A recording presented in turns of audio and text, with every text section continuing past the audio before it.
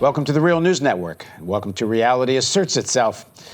Usually on Reality Asserts Itself, I say usually, we've only done 3 so far, but so far, we interview quite well-known journalists and authors. Well, we're also going to be talking to people who may not be quite so well-known, but maybe they should be. So now joining us today is our guest is Frank Hammer. Frank is a retired General Motors employee, worked there for 32 years. He was the former president, or is the former president, of the United Auto Workers Local 909, and also worked at the GM department of the United Auto Workers. He's an adjunct faculty member at Wayne State University, and he's a passionate defender of his adopted city, Detroit. Thanks for joining us, Frank. Thank you for having me. So, the reason I want to interview you is you've been in the labor movement as an activist for more than 30 years, because you've continued as a very active player and activist in Detroit and auto worker politics after you retired. And on Reality Asserts Itself, the way we usually get started, we start with trying to find out why someone thinks what they think, how they kind of got where they are before we get into some of the issues. So start a little bit from the beginning. I mean, you were born in Ecuador. You lived your first 7 years in Ecuador, and then you moved to the United States. And what are the sort of events that helped form your political views, your view of the world? What kind of family were you from? Was it a political family? If it was, what kind of politics? Give us a little bit of that background. My family was originally German, and they left Germany in 1933. Even though they were of Lutheran persuasion, their history was Jewish, but they 2 generations before my father's, they assimilated, in an effort to assimilate into Germany, they converted to Lutheranism. So. And did they leave in 33 because they thought that Jewish ancestry may come to threaten them? Yeah, my father, to his credit, saw the winds of change taking place in Germany, and in 1933 understood the threat to him and his family, and actually left for France, and actually tried to join the French military in order to fight fascism. They did not accept him because of his age, and lived there a few years till he was till 1938, and in 1938 he left for Ecuador. And what did he do? He was the son of a rich factory owner. Actually, he was the son of a man who produced hammer shoes in Germany, and which were apparently quite a reputable shoe. And he did not want to go into his father's footsteps. He wanted to be a pilot. He wanted to do other things, but he ended up being a salesman for his father's shoe firm. And so he moves to Ecuador, and what his politics then, he's anti-fascist, he's political enough to actually want to join in the fight against Hitler, moves to Ecuador, and then what? When do you arrive? Well, when he went to Ecuador, he was basically an entrepreneur and set up various businesses. He managed a hotel in Guayaquil. He managed a tire retreading plant. He did a variety of things. And we eventually, the family, I was born in 1943. My brother preceded me by 5 years. He was born in France. 3 months after he was born is when the family moved to Ecuador. We arrived in New York essentially around 1951. And his decision to come to the States partly had to do with my mother having a surgery and my father wanting to have a better life for his 2 sons. So he's an entrepreneur. He comes from a pretty successful capitalist family. Yeah. So is he political? If he is, where do you put him on the spectrum? He was not political, and certainly not in any way that he was active. I mean, he's sort of an outsider. In Los Angeles, he always viewed the U.S. through the prism of an outsider, of an immigrant, and was basically admired many things about America or the U.S., and at the same time he also disparaged elements about U.S. culture. So it was sort of a mixed bag. He was an avid reader of Time magazine, so if that shapes your politics, that's what shaped his. Now, I know sometime later you make quite a conscious decision to get a working class job, that you're in university and you decide that because of your political views and I guess what gives you meaning in your life, you wanted a working class job. So how do you get from growing up there to there? Well, you'd have what shapes you? You'd have to, along with the sort of background that I had, and by the way, I mean, I was named after Roosevelt. So you can imagine my father's in Ecuador, but he thinks to name me after the President of the United States. So I think that had a sort of political cast to it from the start. But I think the biggest factor, of course, was going to the University of California, Berkeley. I had decided in high school that I wanted to be an architect, so I went to architecture school in Berkeley, and that was from 1961 through 1967. And of course, I came slam bang right into a political movement going on in Berkeley after a few years that I was there, called the free speech movement. And my first awareness of that was seeing 300 motorcycle cops going down the eastern edge of the university campus going to Sproul Hall, where there were, you know, thousands of students camped sitting in a sit-down around a police car, having to do with the question of free speech. And that was a real wake-up call for me. For people that don't know, just give some little more context about that moment. The free speech movement was really an outgrowth of the civil rights movement in the South. And there were active students on the University of California campus who were going to Oakland, the Oakland Tribune next door, the neighboring community, and challenging the discriminatory practices of the Oakland Tribune. And as a result, the Oakland Tribune owner, and I forget who it was, called the University of California and said, listen, you know, we can't have all these students coming over here protesting our racist policies. So the university tried to clamp down on the students and said, look, it's very fine for you all to talk about these great ideas here on campus, but you're not supposed to be taking them off campus and actually implementing them in the real world. So that was the basis of the conflict. So you're on track to be an architect, which, you know, you're a smart guy. You have, in all likelihood, would have been a successful architect and made lots of money and had the 1950s American dream. You know, this is in the midst of the Cold War. I mean, how much did you buy Cold War narrative? It didn't. Prior to this experience at the university. It's funny because when I left high school, I remember fellow students saying, oh, you know, you're going to this school where there's a bunch of communists. How much did the Cuban Missile Crisis affect you? I know for me, I'm a little younger than you are. I must have been about 12 or something, 12 or 13 at the time.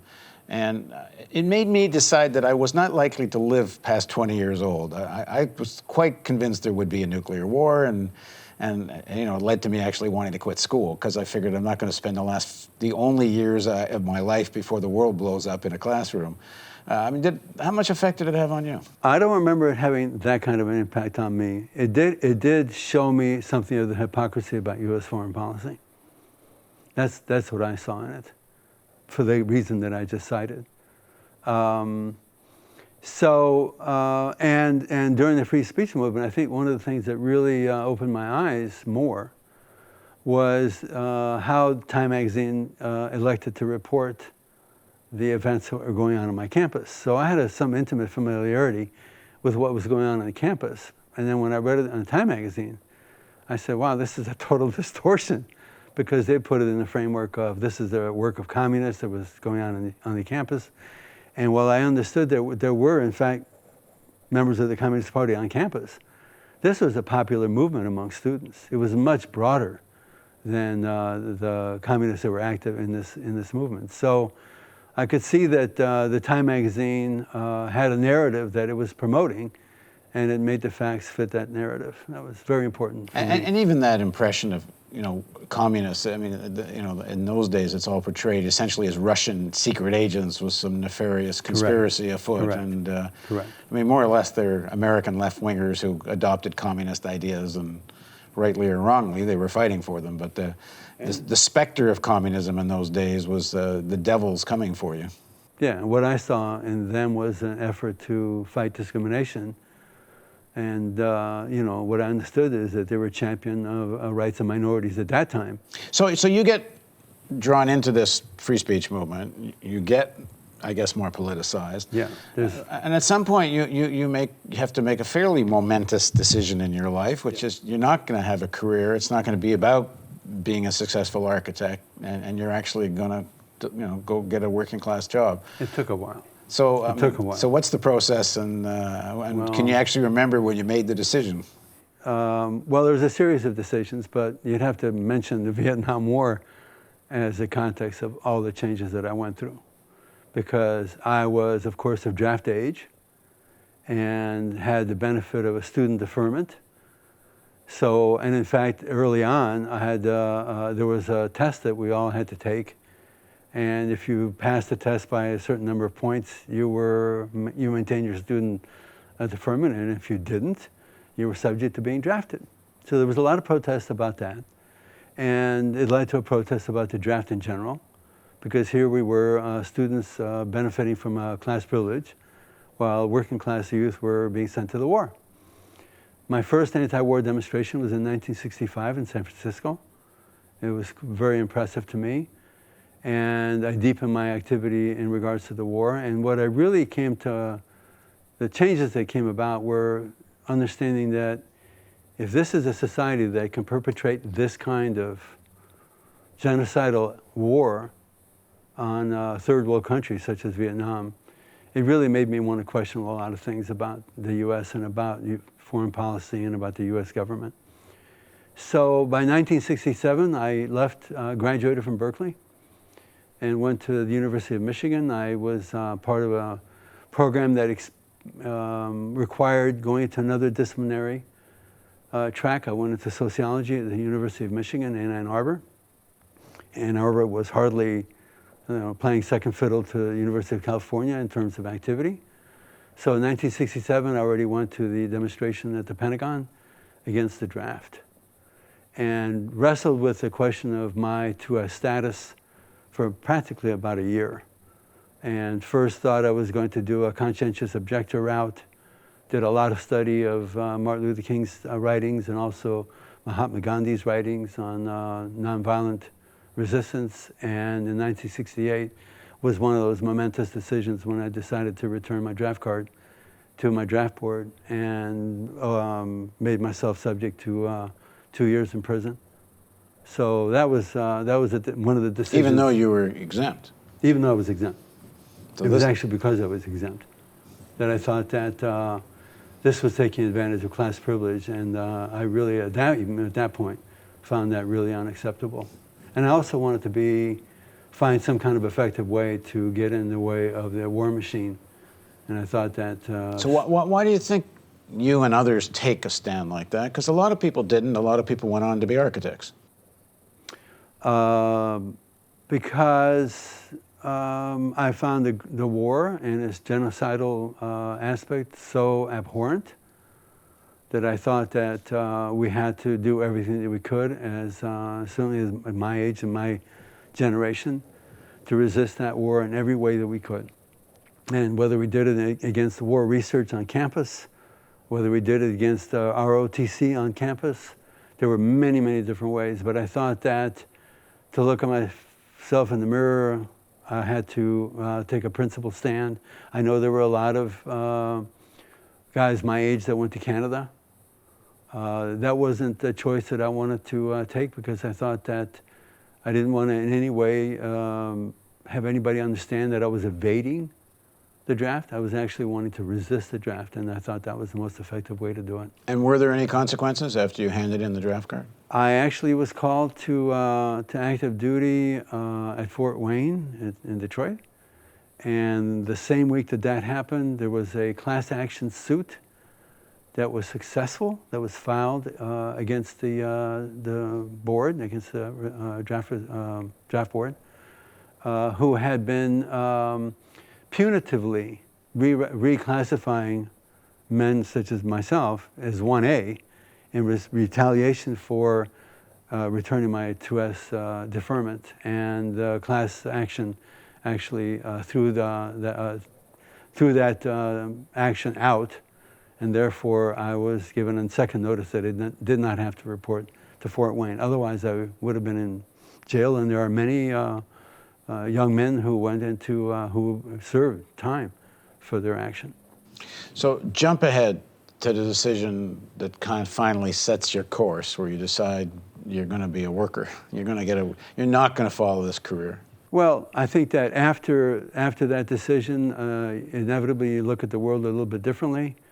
And as I was doing graduate work at the University of Michigan, my understanding of what I was dealing with deepened, and we're talking about now not just foreign policy, but we're talking about a whole system of subjugating peoples around the world to an economic system that governs this country, and that thought to exploit people in third world countries, either their resources or their labor. And as I began to understand the systemic nature of it, is when I understood that I did not want to be a servant of the class that was behind this and the class that was profiting. And I decided that instead I wanted to be of service to the working class that had material reasons for being opposed to the class that was running the system. Okay, in the next segment of the interview, we'll pick up, I guess, with General Motors and your work there. So please join us for part 2 of our interview with Frank Hammer on Reality Asserts Itself on the Real News Network.